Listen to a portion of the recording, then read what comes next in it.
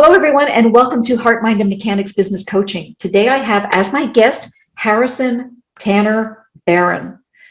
Harrison is the president of Growth Generators. And if you know anything about the industry where you do web design and content creation and all of the technical stuff like SEO work and all the stuff that most of us don't want to get involved in, it's a really cutthroat business, very, very competitive. So we're really happy to have Harrison here to talk about this area, to talk about how he got into it and what he sees coming up for his company. So welcome, Harrison. It's so wonderful to have you here. Thank you so much for having me. I really appreciate it. I'm looking forward to being here. Great. So first of all, explain to me or to our viewers what your company is, what it does, and why it's important for them to understand that for their business. Sure. So my company, Growth Generators, is a company that really was formed out of seeing some not so great things go on in an industry, as crazy as that sounds. But it's a good way to set a fire under you and start a business. But ultimately, we specialize in content creation, websites, basically building your digital presence. So we work with a variety of clients right now, and we're slowly niching down. But ultimately, there's just so many companies out there that have little to no presence. And when I say that, I mean, like, you could Google their name and they probably, I don't even want to say they show up first for their own name, which is kind of crazy to think about. So we help and transform those businesses and really kind of take them to where they're dominating Google. Terrific. So for anybody out there who's just starting out, this is a good thing to keep in mind, because obviously when you're just getting started, that may not be the first thing that you do, but it's certainly going to come up on your list pretty fast. Yes. It is something that I always tell people, look, I'm usually the last resort, and I want to be the last resort. Try it yourself first. I think a lot of people underestimate their ability and overestimate how difficult marketing actually is. Mm-hmm. Most industries are really, really, I mean, today I found one. I was looking at water heaters for the house that I'm buying, and I needed to know the difference between a traditional water heater and a no tank water heater. Mm-hmm. And sure enough, I mean, there's really, the search results were rather poor. And this is like a total opportunity for the taking. So most people, you know, myself, right, we have super competitive industries, but the vast majority of businesses, it's really not that competitive. Yeah, absolutely. So because this is such a competitive area, and not easy to break into because there are so many competitors, what drove you to start this business as opposed to all of the other things that you could have done?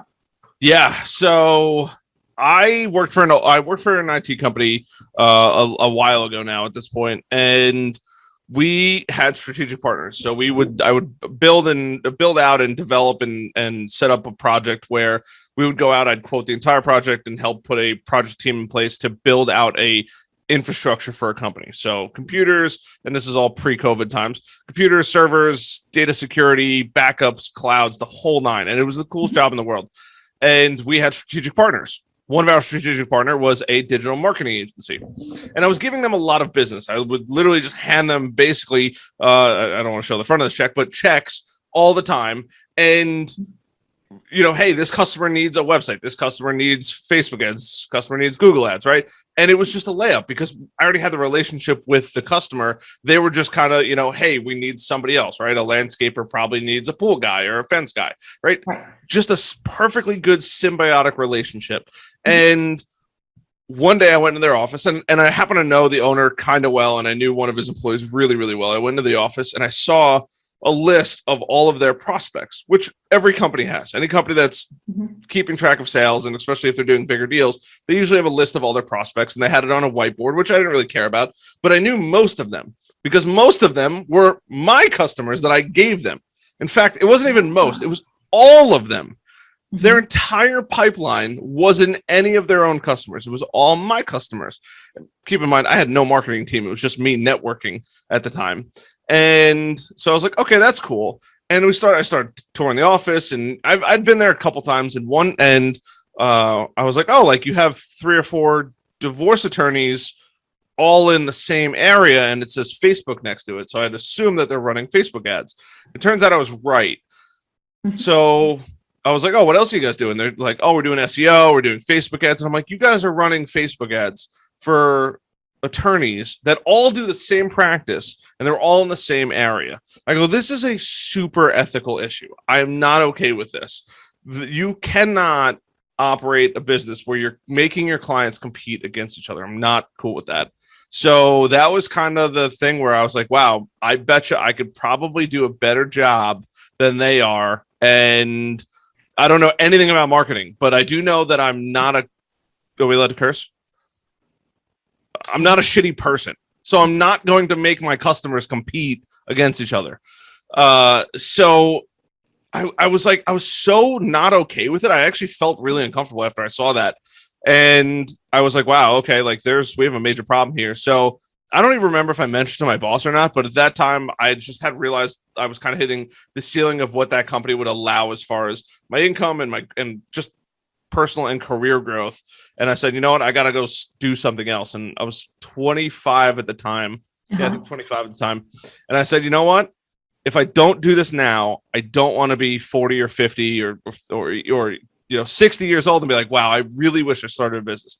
I'd rather fail and know, oh, at least I tried back in the day, than not try and live with the thought of what would have happened and anything like that. And at night I would go into, I was bartending at the time, and I'd bartended for years and years and years prior. And it was just a good way to get out and see people. And I worked at a local bar and all my friends would come in. Easily the best job in the world.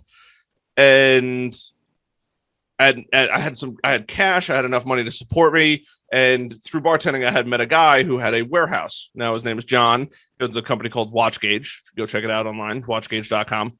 And he was like, look, I don't really have much, but if I have a warehouse and if you want to build your studio in there, your office, you can do that. So I would leave work and I would literally go swing a hammer for 3 or 4 hours. My dad would come down, he would help me. And it was just, we literally built an office in a warehouse. And then I remember giving my boss, I think I gave him like a 3-week or month notice. So that way it would like ease the leaving pains. And the next, like 2 days later, he locked me out of my computer and said, we appreciate everything. And, I'm still friends with him, nothing bad in that part, but it was just, I was like, well, I bet you I could do a better job. And I didn't really want to do IT. I would have loved to start an IT business, but it's way too much work that I didn't want to do. Right. So did you maintain any kind of a relationship where they would pass you business or? So I tried actually, I tried really hard and,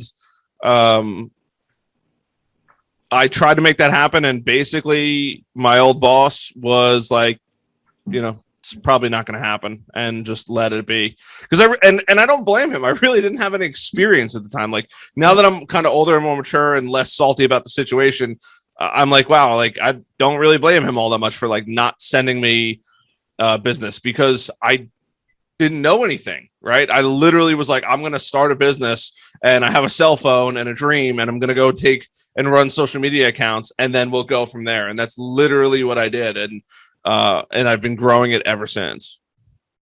So did you have any kind of vision when you decided to start this business? Did you kind of know where you wanted to take it or did it just kind of grow on its own? So I knew a couple things. I knew that I had a crazy mentality. I knew that I really wanted my time back, even though you work way more hours working for yourself than you would work for somebody else. I knew I wanted my time back, and I knew that, let's just use an arbitrary number of $100,000, right? It's going to take you 52 weeks to make $100,000, right? For most people, that's usually what they get. That's a fairly high salary, right? And that's how long it takes them to earn it. 52 weeks, 365 days to get to that number, right? So I was like, there's something wrong here. Why is it that people are okay with that when all I would need to do is sell 10 websites or get, 10 $1,000 paying clients every month, and I'd really work less and make the same amount of money. And that was kind of it. And I knew that I would be much better working for myself, even if, using investing terms, right? Like if I took every dollar and only kept 10 cents, I'd be earning more over the course of my life than I would be taking $1 and saving 50 cents of somebody else's money, because I can take that 10 cents and reinvest in myself. And that's what I've done constantly. And I knew that I could bet on myself, and I was like, I bet you I could win more. And I go, look, worst comes to worst, I'm 25 years old. I have my whole life ahead of me. There's no downside to this other than the fact that I'm about to be extremely poor for a while, or broke. I think poor is a mentality, but that was really it. And I said, you know what? I bet you I could go do this. And that was the deciding factor. And all my friends, I mean, it took like legitimately like 3 years for people to stop hating on the business. Oh, you own a business, you're unemployed, you're a bum, like this, that, and the other thing. Meanwhile, like, I was making more money after a year or so than most people I knew at that point, which was really cool. So when you went into this business and as you started to grow it, did you lean into your intuition a lot, or was everything, just a logical step one after the other? Yeah, so there was a lot of things that I'm like, this is probably a good idea, or this is a bad idea, or like, hey, I should try this. And I think your gut tells you a lot of like what you should and shouldn't do. I don't think that there's really like there's two things that I relied on the most, which was my gut and knowing who to surround myself with, and knowing that even though they say your net worth is your network, right? Or like that your sum of your salary is the sum of your friends, your 5 closest friends. I forget, or the average of your 5 closest friends. Yeah. And I knew that was probably not true because I had a lot of like super rich friends. And I also had like a lot of poor friends, and maybe that's why I was in the middle. But like what I did do was I made a really conscious effort to cut out all of the negativity and all of the people that were like toxic. So I had friends that I just never called again. I knew that they were cool people and I have nothing against them, but they weren't helping me get to where I wanted to go. And it wasn't necessarily like, oh, I'm using them. It was just like mentally, they're great people and I want to be there for them, and we do fun things together. But mentally, it was draining, and it's your intuition, it's your gut. You're like, hey, you know what? These people aren't the best for me to be around. And then there's also people that I did keep around who might have not been the best, but were the pressure release. So like, I mean, I was a volunteer fireman. I had a lot of close friends. We liked to party a lot, and like those were like, they were the hardest critics, but at the same time, like they also kept you hungry. Like they made you feel like shit if you failed. And that was the best feeling in the world, because you're like, I can't fail. I have to keep going. Like I will literally never live this down. All of my friends are going to make fun of me forever if I fail. So I have to keep this going. And it forced me into it. And it sounds crazy. And I'm kind of one of those people that like, beat me when I'm down, so I never forget the punishment that's about to ensue. That was the best feeling ever, and I just made sure that I always stayed hungry. It sounds like, though, you got rid of the people who might attack your self-worth. Like, you can't do this. You're not good enough to do this. Had to. Those are the worst kinds of people, and I still see them every once in a while. And like some people, and I get it. I had the most eye-opening experience. One of my buddy's parents. He was always supportive, but I could always tell that like he wasn't always like, why you started a business on your own. And one day I was at the gym and I was just cycling, and he came up to me and he's like, Harry, I finally did it. And I was like, what'd you do? And he's like, I started my own business. I'm sitting there looking at him like, you're like 55 years old and you just started your own business. And I'm not knocking anybody for starting a business at any point. I think it's the best thing in the world, but it's so funny because at that moment, I realized like everybody's on their own timeline. And is there a right or wrong? I don't know. I hate when people complain about like their jobs and their life. Like I don't even listen to those people. I just don't ever talk to them again, because you're in control of everything that you do. Right. And if you like your job, that's fantastic. And if you like your career, that's fantastic. And if you like the amount of money you make, that's fantastic. But if there's anything that you don't like, the only person that's going to change it is you. And you have to know that.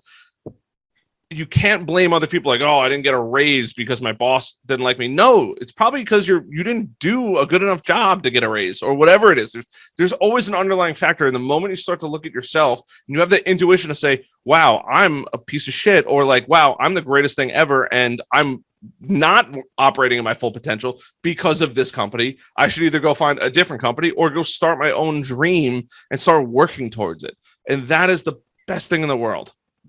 It's taking responsibility for where you are and where you want to go. Yeah, absolutely. Absolutely. It's so underrated. Yeah. Well, a lot of people have been brought up to believe that something is always somebody else's fault. But as you know, the way the universe works, it really is creating for you the reality that you're telling it to create. And so if you're complaining all the time, the universe is just going to give you more of what you're complaining about. It's the book or the movie, or I think it's the book, The Secret. I never read the whole thing, but I just learned the law of attraction, and everything that, and there's definitely a bit of truth to it. I think a lot of it is explaining the term luck, and luck is opportunity plus preparedness, right? So if you're not prepared but you have an amazing opportunity, you're never going to get lucky. And I think that that's a lot of what The Secret is. It's you have to be open to these opportunities, and you got to be prepared for them. So you could have that opportunity and you're not prepared for it, or you could be prepared for it, but you also never get that opportunity. There has to be that mesh. And by constantly being prepared and constantly looking for more opportunities, you will get lucky, and you will basically create the law of attraction. Right. It's the way that quantum physics works, that you're in a sea of potentiality. And so Absolutely. If you are putting out to the universe, this is what I want, and that feeling, because the universe doesn't speak in words, it speaks in feeling and vibration. If you're putting that out there into that sea of potentiality, then it's going to match it from that sea. And so if you're putting out, nothing ever works for me, that's what comes back. And if you put out, the greatest opportunities in the world are going to come to me, that's what's going to come back. I agree 1,000%. And you just have to think about that in every single thing you do. To bring it back to marketing, it's like people are like, well, I can't find any clients. Well, what have you done to find clients? Did you knock any doors today? Did you create any, I can't even believe I'm saying this, but did you create any TikToks, right? Did you create any YouTube videos? Did you go on any podcasts? Did you write any articles? What did you do today extra that would warrant somebody coming to you, right? And 9 times out of 10, it's really like 10 times out of 10, but there's always that anomaly where somebody's like, oh, I did do that today. Okay, well, maybe it's not a financial gain, that initial 10% I was talking about. Maybe it is, I have 250 blogs on my personal website. We have 100 blogs on my on the agency's website. We have, 40 or 50 videos on the agency YouTube channel, and I've almost 300, I think, at this point, videos on my personal channel, right? Like, what are you doing every day that's going to bring you closer to your goals? What are you going to attract? What are you putting out into the universe? Who are you helping out there to attract back to you? Because if you don't put anything out, you're never going to get anything back. People aren't just going to bump into you at Starbucks and be like, hey, you're a really nice guy. Here's a check, right? Like, it just doesn't happen. Like, people get angry, like, here's money, right? Like, oh my God, thank you so much for being in Starbucks today. Here's money. Like, it doesn't happen like that. You have to give people a reason to want to invest in you and your business and help you grow. But that's all because of the value that you provided or are known to provide. It really is interesting, Harrison, that you mentioned the book, The Secret. A lot of people came away from that thinking that all you had to do was to kind of sit in lotus position and meditate on what you wanted, sending that vibration out, and poof, it would happen. But the universe works in a slightly different way. We are that 4% matter as well as that 96% energy. And that 4% matter is the action part. And you have to match that energy with action or nothing happens. Yep. And so exactly as you said, dog, by the way, I know. Exactly as you said, people have to actually do something. The way that the universe will help you is with synchronicities and opportunities that you can take advantage of. Nobody just walked up to Kobe and was like, or LeBron or whoever you follow in sports, right? Simone Biles, and is like, you are the best, right? They're just in Starbucks or Starbucks, and they're just like, you're the one, right? You are the best basketball. Like, no, it doesn't happen like that. They put in thousands of hours of work and if not tens of thousands of hours of work and showing up and going to the most ridiculous schedules. And, like I have a good buddy on Long Island. He's the number one real estate agent on Long Island and probably most of the country at this point. And he's just, he's like, my car broke down during, on my way to football practice. So what I got out of my car and I ran to practice because I knew how important it was. Like, if you go to everything with that mentality of like, I don't care what happens, I am walking away successful, right? If it's a bad pitch to a client, well, walk away. What did you learn from that? If it's, a good client, hey, did you show up? Did you show up every single day, right? Like, what did you do to get better or to make it better or just overall a better experience for them and for you? And when you come out like that, it's going to be such a better situation for everyone. Right. So Harrison, explain to me what's your vision for the future and how do you get that vision? So I'm definitely the king of shiny object syndrome for sure. I definitely will not lie there. I love everything all the time.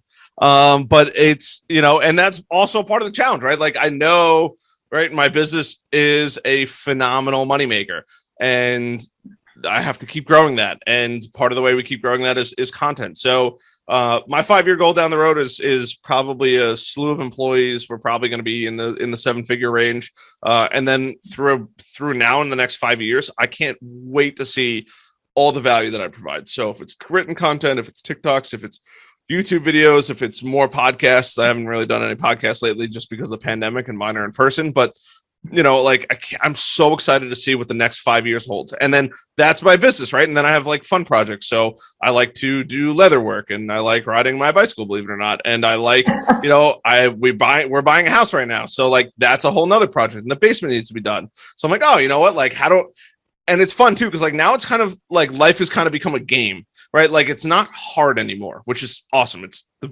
coolest feeling in the world.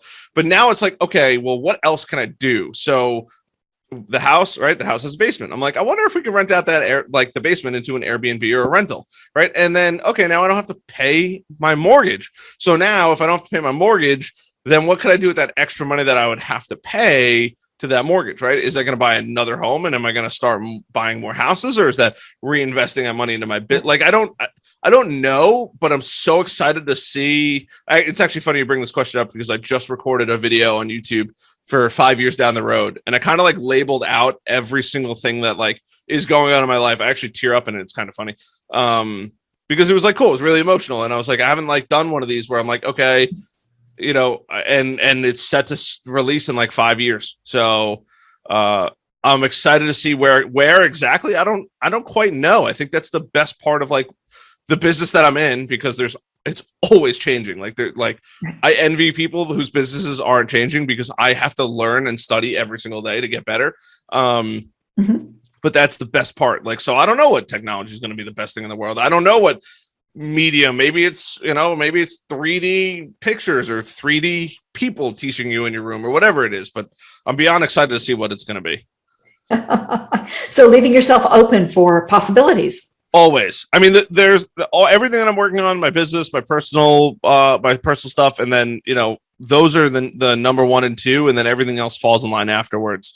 And who knows what, and in my world, it's super competitive. So, and time is our best friend. So if we create content and we don't see results from that content for months, if not years. So in that waiting time, we have freedom. So I'm a avid cigar and bourbon drinker, and we have a cigar and bourbon website, and that's generating money. And we're constantly testing new things of what's going to work and what's not going to work, and how do we make it better, right? I got to be the best to produce the best results for my clients, and I love that. Right. So $64,000 question for people who are considering getting out of corporate America or a small business and starting their own business. What's the best advice you can give them? Oh, I gotta take a drink of water for this one. Okay. The single best piece of advice I can give anybody that's going to go start a business, and I have no regrets in life. I really don't have any regrets in life, but if I was to go back and change one thing, this is exactly what it would be. And I preach this all the time. Go start creating something. Mhm. So if you are a pianist, there's a piano right behind me, or a electric piano. If you are a leather worker, if you are a phone repairer, if you're I don't know, a turmeric expert, I mean, I don't know what you're into, but whatever you're into, go start making content around it. If you're a nutritionist, if you're a dog specialist, right, and just go make tons and tons of content. Go make, I just made 120 YouTube videos in 120 days earlier this year. Go make YouTube videos, go write blogs, go start a TikTok, do something. And then once that grows and people are like, hey, can you help me with starting, can you teach me how to make candles, or teach me what supplements are good, or what nutritions I need, or help me design water bottles. There's an infinite number of ideas. But when you start to build that audience and the people start asking you like, hey, how do I get involved in this, or how do I do this, or what can I do this, then you're probably right at the point where you can start a business, right? And then think about what you would actually sell, but build the audience first. And this is what everybody does wrong. Everybody's like, well, I'm going to go start a business, including myself. But now that I know this, I tell everybody this: go create that content, build a following. It is much easier to launch your business and be way more successful when you have 100,000 YouTube subscribers or 50,000 TikTok followers than it would be if you just were like, hey, I'm going to go out today and rely on networking and doing these, mundane events that really don't yield much results at all. And when I say that, like, I'm kind of bashing BNI and Latip. If those are the two major networking groups. You go there for 3 hours in the morning, they serve you breakfast, and you speak about your business for 30 seconds and hope that somebody else gives you business. But you spent 3 hours there. Yeah. In 3 hours, I could write a blog and I could publish a YouTube video that will reach thousands of people for the next 3 to 5 years instead of talking to 20 people for 30 seconds. So go do that. Go and make it fun, right? Like if you like coffee, go make coffee fun. Go make something interesting, but go create that content. And once you have that following, then ask them what they want. Hey, if I was to create a product, what would it be? Maybe it's a course, maybe it's a physical product, maybe it's a candle, or maybe it's to sell something, right? Or there's so many options out there, and then they will tell you what they want, and you just have to create it, and you will have an instantly successful business, and you will be infinitely more successful than people that just pray that it's going to work. Great advice. Absolutely great advice. Well, I know that was a long answer, but it was perfect. Thank you. Appreciate it. Well, Harrison, this has been a lot of fun, and I thank you so much for doing this interview. Anytime. This is a great interview. I appreciate it. Some really good questions in there. And I wish you the very best of luck with your business. For everybody who is out there, the business is Growth Generators. Your website, Harrison, is? HarrisonBarron.com. Just my name. First name, last name. All right. And your company's website? Growth-generators.com. Okay, growth-generators.com. So you might want to follow Harrison and follow his business. And when you are ready, get in touch with him and see what he can do for you. Cool. Thank you so much. Thank you. Thank you very much, Harrison. And for all of you who are watching, thanks very much for watching this episode of Heart, Mind, and Mechanics Business Coaching. And I will see you on the next video. Take care.